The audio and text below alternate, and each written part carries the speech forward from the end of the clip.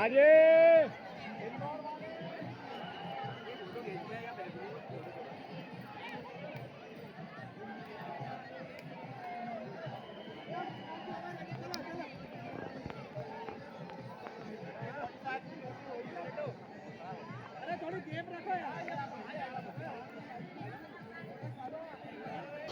এই হলো বৃন্দাবনের সেই হোলি খেলার মাঠ।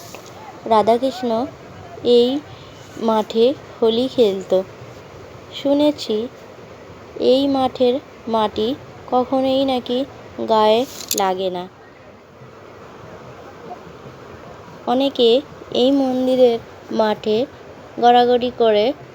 শোনা গেছে যাদের শরীরে অনেক রোগ থাকে তারা নাকি গড়াগড়ি করলে এই রোগ সব কমে যায়। আসুন আপনারাও দর্শন করুন এই রাধারানীর মন্দিরের এই সুন্দর অপরূপ দৃশ্য।